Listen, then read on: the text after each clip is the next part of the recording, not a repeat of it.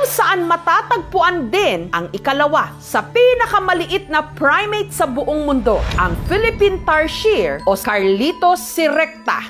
Ang mga tarsier nasa 3.5 hanggang 6 inches lang, sinlaki ng palad ng tao. Itong mga tarsiers natin, unique sila among other animals. Nag-evolve sila para magkaroon ng malalaking mata. Ginagamit nila to basically para makapag-hunt. Meron silang nocturnal lifestyle, active tuwing gabi. Tahan nila ng pinsan niyang si Sammy ang lupang pag-aari ng kanilang kamag-anak para magtabas ng puno. Ang lalaki sa video, si Sammy, nakagat pa ng hawak nitong tarsier. Paa niya? Paa niya? Sana pinabayaan na lang nila yung mga tarsier at hindi na lang pinakialaman. Kasi yung mga tarsier dito sa atin ay bihira na lang makikita kasi yung species nila ay endangered na. Kaya sana yung mga content creator na humawak or gumambala sa mga tarsier, bayaan na lang nila. At yun po.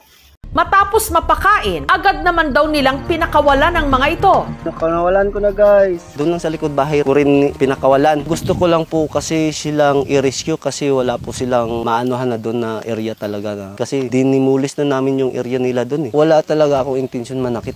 Pero sa mga in-upload na video ni Ryan, guys, kita mi guys. Walang natuwa. Wala po akong balak na saktan yung mga tarsier.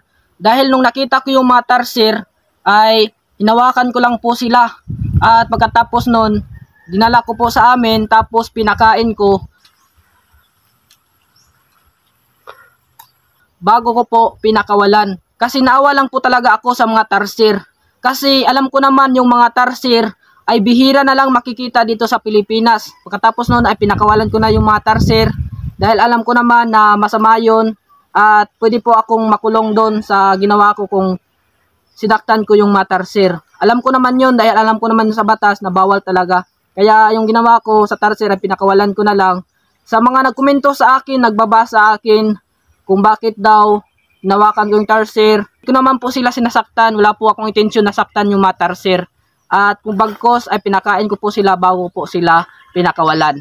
Yun po. Pero lagi pong tandaan, isipin muna ang kanilang kapakanan. Huwag silang paglaruan. Hindi laging for the content lang.